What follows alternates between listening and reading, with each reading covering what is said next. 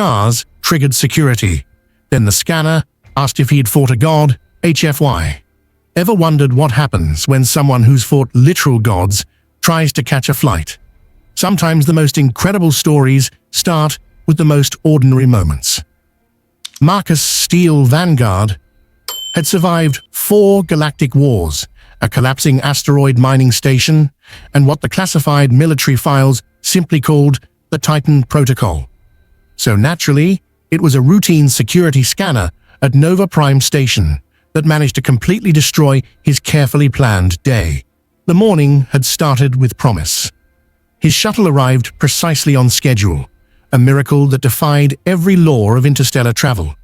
He'd even managed to secure what the food court generously called coffee, though it tasted like liquid despair mixed with reactor coolant. Still, it was caffeinated liquid despair, which made all the difference when facing a 16-hour layover. Standing in the Serpentine security line, with his weathered military duffel and a manifest listing humanitarian medical supplies as his cargo, Marcus figured the worst part of his journey was behind him. After all, how complicated could a simple body scan possibly be? The answer, as fate would demonstrate, was spectacularly complicated. The Zephyrian security officer manning the scanner booth resembled what might happen if someone crossed a mantis with a particularly vindictive bureaucrat. Her compound eyes whirred and clicked as they adjusted focus, while her 4 arms moved with the precise mechanical efficiency that made the insectoid species so valued in administrative roles throughout the galaxy. Next, Officer Kithara chittered, her universal translator rendering the sound into emotionless standard Galactic. Her name badge flickered with characters that Marcus suspected were the simplified version for species lacking the throat configuration to pronounce 23 consonants consecutively. Marcus stepped forward, placing his bag on the conveyor with the practiced ease of someone who'd navigated more security checkpoints than he cared to count.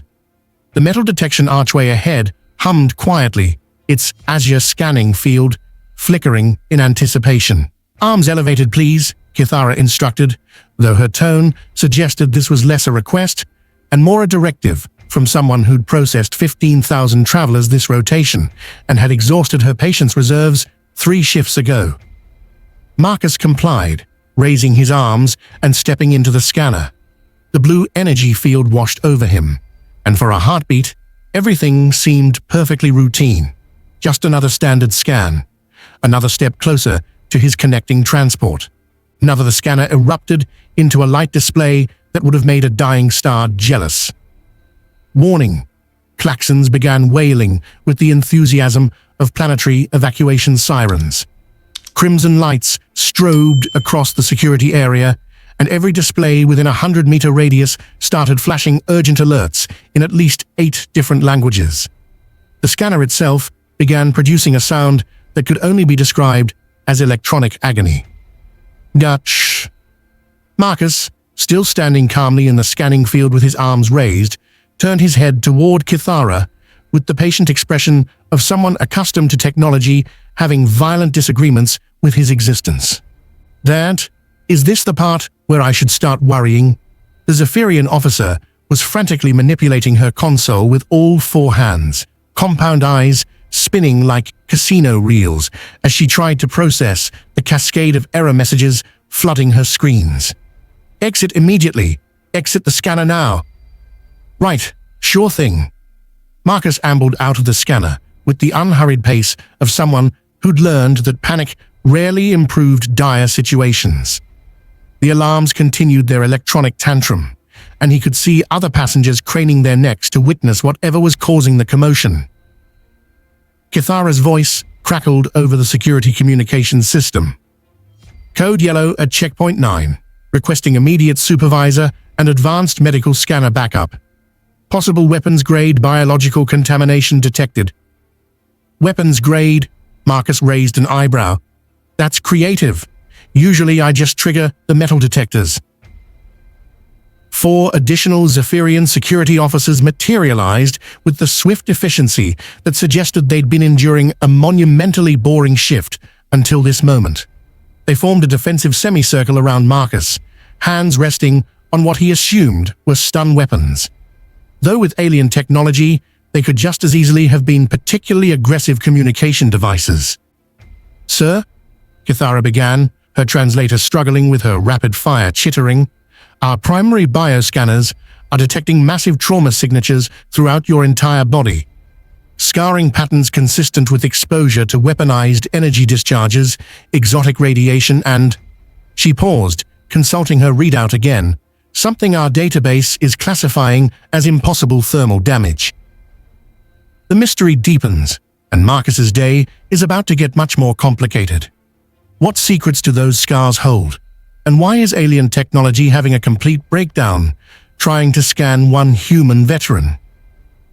Marcus glanced down at himself, then back at the increasingly agitated security officers. "Yeah, that sounds about right. Is this going to take long?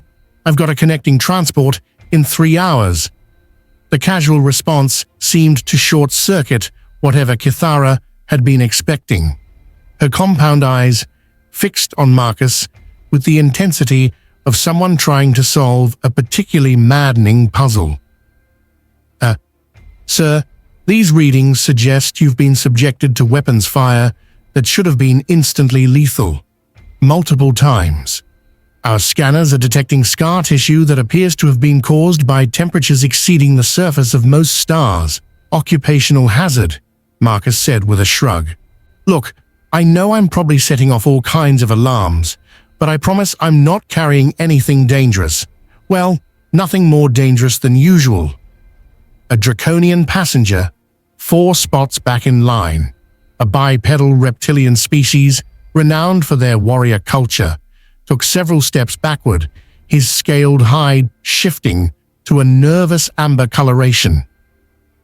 "Human," he hissed in accented Galactic standard. "What did you battle to earn such marks?" "Honestly, poor life choices mostly."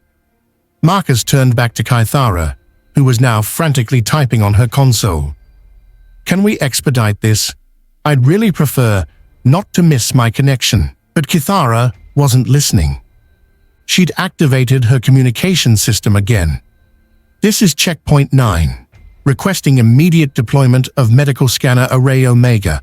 I repeat, requesting Medical Scanner Omega." The mention of Scanner Omega caused a visible ripple of unease through the nearby alien passengers. Even Marcus had to admit that didn't sound routine. "Scanner Omega?" asked one of the other Zephyrian officers. "Are you certain? That's typically reserved for—" "I'm certain," Kithara cut him off. "Trust me, I'm very certain." A deep humming sound began to fill the air as something massive and mechanical descended from the ceiling. The medical scanner array looked like someone had crossed a high-tech medical facility with a particularly paranoid security system. Banks of sensors, energy projectors, and devices whose purpose Marcus couldn't even guess, slowly lowered into position around the checkpoint. The other passengers in line had begun backing away, creating an expanding circle of empty space around the security area. Marcus found himself standing alone in what was rapidly becoming the galactic equivalent of a quarantine zone. "Okay," he said, watching the impressive array of scanning equipment settle into position around him. "This seems a bit excessive." Kithara's translator crackled with what might have been nervous laughter. "Sir, Scanner Omega is designed to detect biological weapons, exotic pathogens, and threat signatures that our standard equipment cannot properly classify. Given the readings from our initial scan, we need to ensure you're not carrying anything that might endanger the station. And if I am, then we evacuate this entire section and call in a hazmat team." Marcus considered this for a moment. "Right. Well, for what it's worth, I'm pretty sure I'm not contagious."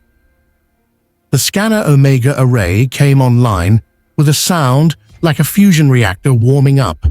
Energy fields cascaded over Marcus in waves of blue, green, and colors that didn't have names in most species' visual spectrums. He stood perfectly still, arms at his sides, with the patient resignation of someone who'd endured far worse inconveniences.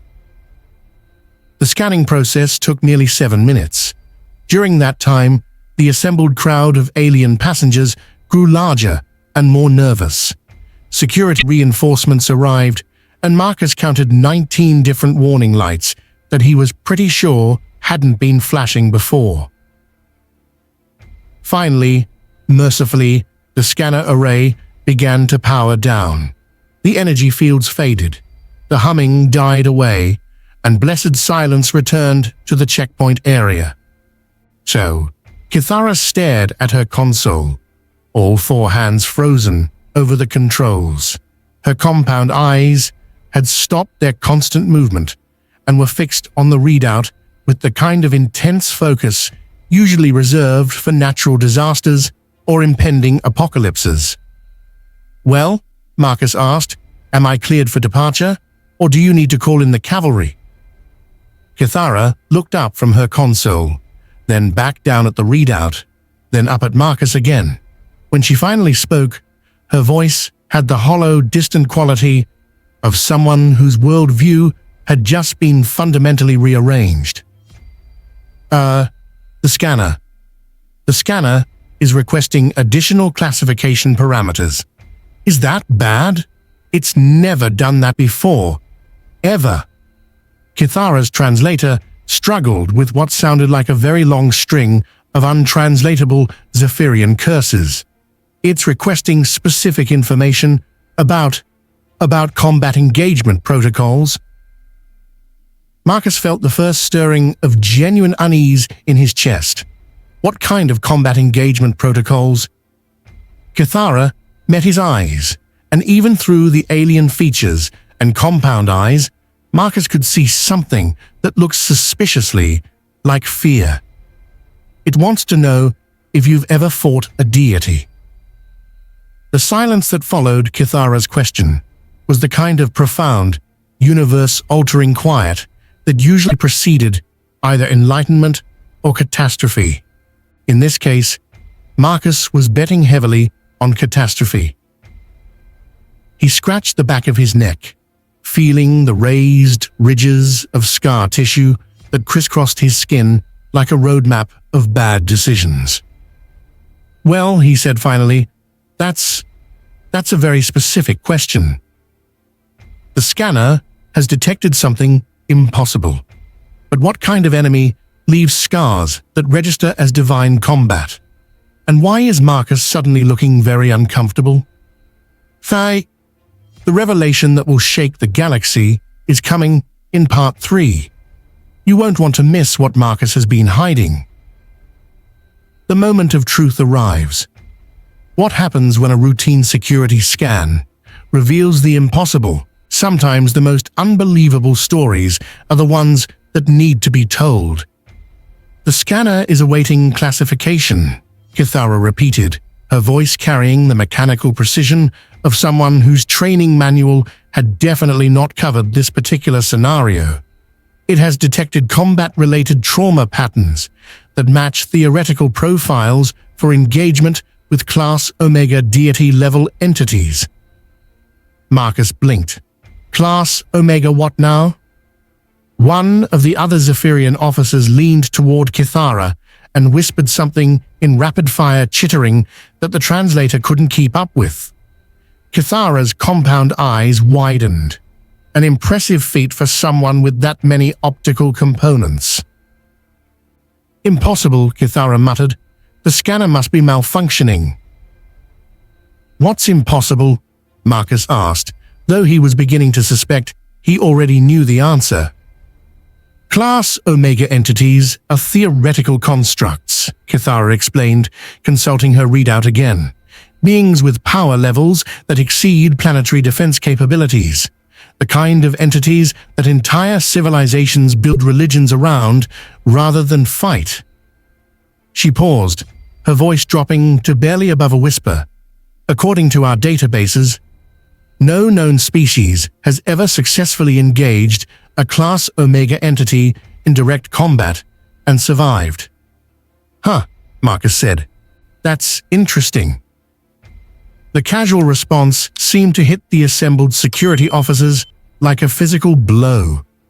Even the draconian passenger, who'd been edging away from the checkpoint, stopped mid-retreat, his scaled head turning toward Marcus with the slow, deliberate movement of a predator reassessing potential prey. Interesting, Kithara's translator practically squeaked. You find this interesting? Well, yeah, your scanner thinks I fought a deity and lived to tell about it. That's either the most impressive technical malfunction I've ever encountered or… Marcus trailed off, his expression growing thoughtful. Or what? Or your scanner is a lot more sophisticated than I gave it credit for. The scanner Omega Array, which had been quietly humming in standby mode, suddenly surged back to life. New energy fields swept over Marcus, these ones pulsing with colors that made several of the watching aliens shield their eyes. The scanner's speakers crackled to life with a synthetic voice that somehow managed to sound both clinically precise and deeply confused. Scanning subject for secondary trauma indicators, the scanner announced, detecting residual energy signatures consistent with divine combat protocols, identifying specific deity classification markers. Marcus closed his eyes and sighed. This is really not how I wanted to spend my layover. Subject exhibits scarring patterns consistent with exposure to war domain divine energy. Thermal damage profiles match mythological fire-based attacks. Cellular regeneration patterns suggest survival of combat scenarios, with probability ratings below 0.001%. The scanner paused, its energy fields flickering uncertainly. Classification query. Did subject engage in hand-to-hand combat with Zeus, Olympian Pantheon, Supreme Deity designation? Every alien within earshot took a collective step backward. Several of the more religious species in the crowd began making what were probably protective gestures, though the specific finger configurations were lost on Marcus. "Twice, sir." "Okay," he said, opening his eyes and looking directly at Kithara. "So that happened." "You fought Zeus?"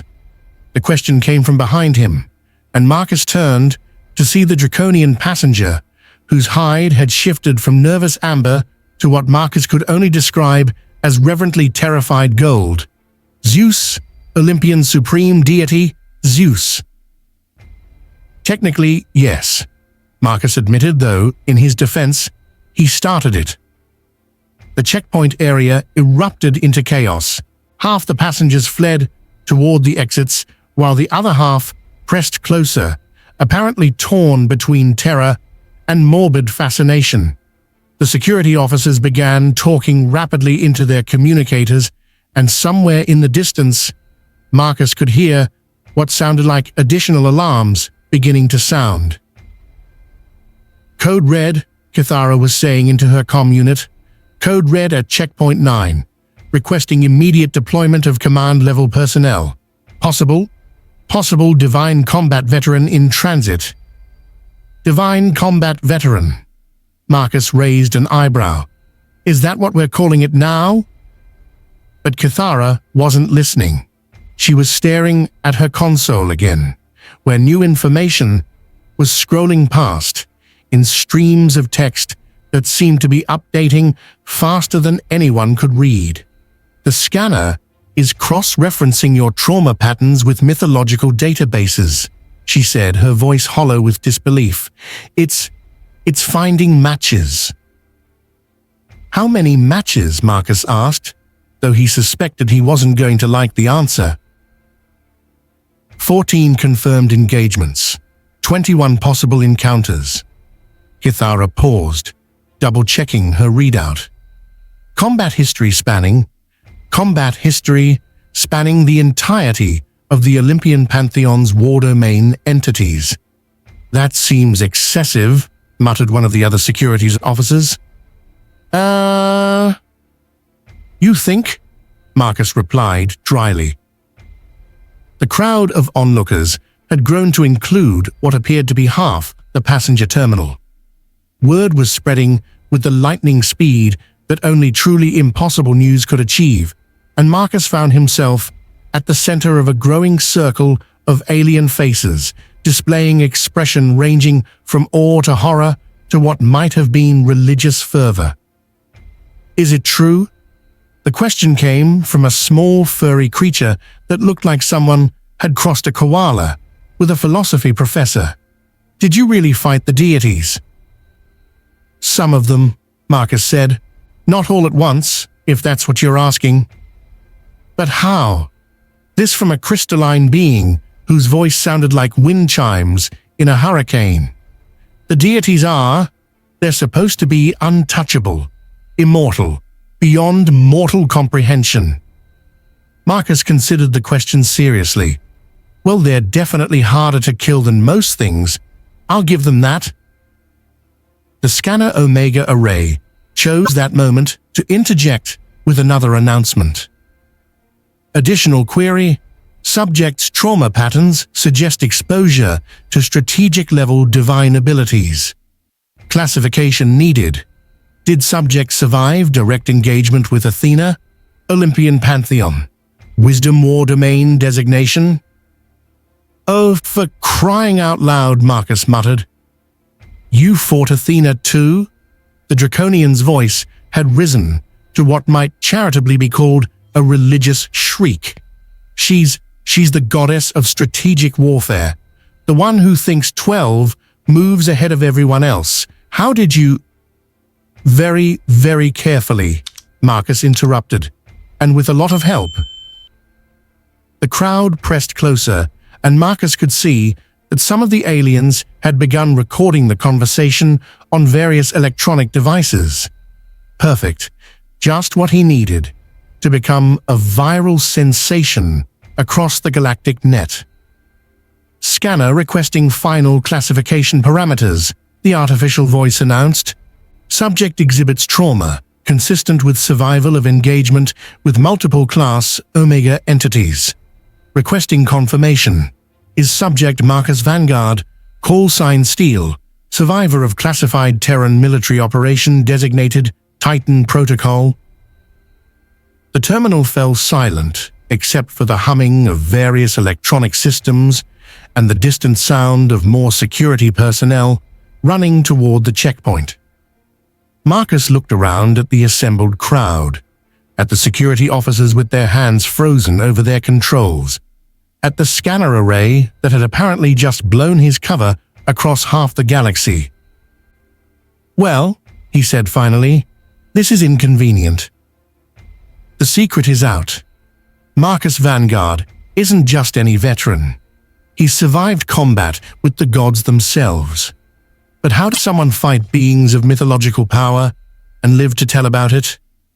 The scars that broke the scanner. The truth that will change how the galaxy sees humanity forever. Sometimes the most extraordinary stories are the ones that needed to be told all along. Heavy footsteps echoed across the terminal floor, and the crowd began to part as someone approached. Marcus turned to see a figure that could only be military, the bearing, the purposeful stride, the way other beings automatically moved out of the way. When the newcomer stepped into the light, Marcus found himself looking at a draconian officer whose hide bore the deep crimson coloration that indicated extreme age and experience. The alien was massive, even by draconian standards, with battle scars of his own decorating his scaled hide. His uniform bore rank insignia that Marcus didn't recognize, but the way even the security officers snapped to attention suggested this was someone important. Sir, I am General Thyros of the Draconian Defense Corps, the newcomer announced, his voice a deep rumble that seemed to carry the weight of authority. I was monitoring security communications when I heard the scanner's classification requests. He stopped directly in front of Marcus, studying him with eyes that held the calculating intelligence of a career military officer. Marcus Vanguard, the Titan Protocol veteran. Thyrus's voice carried no question. This was a statement of fact. General, Marcus replied with a slight nod of acknowledgement. I commanded forces in the Centauri conflict, Thyrus said, alongside human units. I wondered why your species seemed so fearless in combat, so willing to engage enemies that other civilizations would consider impossible to defeat. And now you know. Now I know. Thyrus's hide shifted to a deep emerald that Marcus suspected indicated respect. You didn't just fight impossible enemies. You fought deities and survived. The scanner array chose that moment to deliver its final verdict. Classification complete. Subject confirmed as Marcus Steele Vanguard. Human, veteran of Terran Divine Combat Operations. Threat level, paradoxical. Recommendation, immediate diplomatic consultation required. Marcus looked around, at the crowd of aliens, at the security officers, at General Thyros with his respectful emerald coloration, and at the scanner that had just announced to half the galaxy that humans had fought gods and lived to complain about the paperwork. So, he said to Kithara, does this mean I'm cleared for my connecting flight? General Thyrus's laugh was a deep, rumbling sound that seemed to come from somewhere around his boots. Cleared for your flight, human? Do you have any idea what you've just done? Marcus glanced around at the crowd of aliens, many of whom were now openly staring at him, like he was either a walking miracle or a particularly dangerous natural disaster. Ruined a perfectly good travel day? You've just confirmed that humans fought deities and won, Thyrus said, his hide shifting through several shades of what Marcus was starting to recognize as barely contained excitement. Do you understand what that means to the rest of the galaxy? That we're either very lucky or very stupid. Both, probably, Thyros admitted, but mostly it means you're about to become the most famous human in known space. Kithara, who had been frantically working at her console, looked up with the expression of someone whose shift had taken a hard left turn into territory that definitely wasn't covered in the training manual. Sir, we're receiving communication requests from 23 different news networks, 6 governments, and what appears to be a religious organization that wants to know if you're accepting disciples. Disciples? Marcus rubbed his forehead, feeling the beginning of what promised to be an epic headache. That's new. The Xanathi Collective classifies all Class Omega entities as divine beings worthy of worship, Thyros explained helpfully. By extension, anyone who defeats such beings must therefore be either divine themselves or blessed by forces beyond mortal comprehension. Right. Well, I can promise you I'm not divine. As for blessed, Marcus gestured vaguely at his scarred arms. I think the gods might have different opinions on that subject. A new voice cut through the commotion, amplified by the terminal's communication system.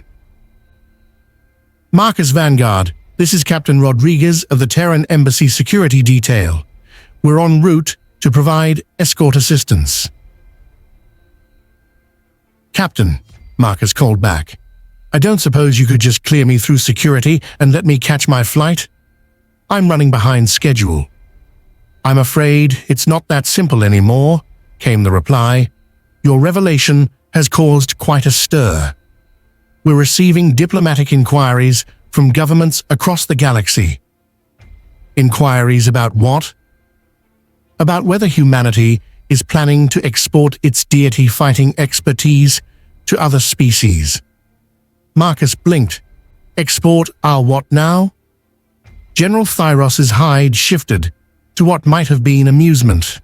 Several civilizations are apparently interested in hiring human military advisors to deal with their own divine problems. Once word spreads that a species successfully fought gods and won, everyone wants to know if you're available for consulting work. We're not, Marcus said firmly. We're really not. Tell that to the Andromedan Collective. They're offering substantial compensation for human assistance with what they're calling a minor Pantheon management issue. Minor Pantheon management issue, Marcus repeated. Is that what we're calling divine warfare these days? Apparently so, Thyrus said, and there was definitely laughter in his voice now. Human, do you realize what you've accomplished? You haven't just revealed that your species fights deities. You've accidentally established humanity as the galaxy's premier divine conflict consultants. That's not a career field I ever wanted to be in. Too late, came Captain Rodriguez's voice over the comm. The Galactic Council is convening an emergency session to discuss the human divine combat revelations and their implications for interstellar relations. Marcus looked around at the chaos surrounding the security checkpoint, at the crowd of aliens hanging on his every word, at the news crews that were apparently setting up permanent broadcasting positions in the terminal. This is insane, he said. I just wanted to deliver medical supplies to some veterans who need them. About that, Rodriguez's voice continued, we've been authorized to provide military transport for your cargo. Diplomatic priority, full escort. That seems excessive for a routine supply run. Mr. Vanguard, nothing about this situation is routine anymore. As of 3 hours ago, you became the most famous human in the galaxy. Every government wants to know what other capabilities humanity might be keeping quiet about. Marcus shouldered his duffel bag as the military escort began clearing a path through the crowd. Any advice for dealing with sudden galactic fame? Don't let it go to your head, Thyrus replied. And remember, the galaxy now knows that humans fight gods and survive. Try not to disappoint them. As they reached the diplomatic boarding area, Marcus turned back to take one last look at the chaos he'd accidentally created. The security checkpoint was still surrounded by crowds. Kithara was still frantically processing diplomatic requests, and the scanner Omega array was probably still trying to figure out how to classify someone who'd survived divine combat. You know, he said to Captain Rodriguez as they boarded the military transport, next time I think I'll just take commercial transport, less security screening. Sir. Mr. Vanguard, Rodriguez replied, I have a feeling that after today, you're never going to have a routine travel day again. Marcus settled into his seat, looking out at Nova Prime Station as it continued to buzz with activity. News of humanity's divine combat capabilities was spreading across the galaxy at light speed. Well, he said finally, at least Zeus will get a kick out of this when he hears about it. Rodriguez paused. When he hears about it? Oh, did I forget to mention? Marcus's smile was genuinely amused for the first time all day.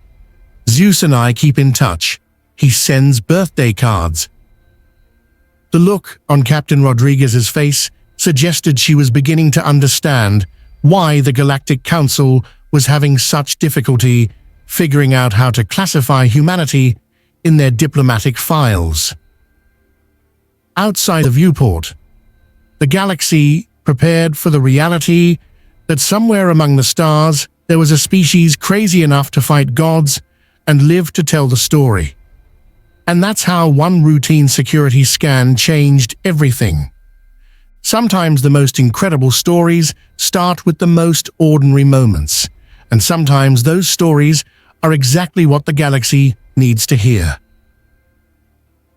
Thank you for joining Marcus on this extraordinary journey.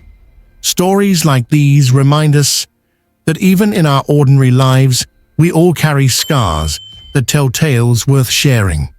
What stories are you carrying that the world needs to hear?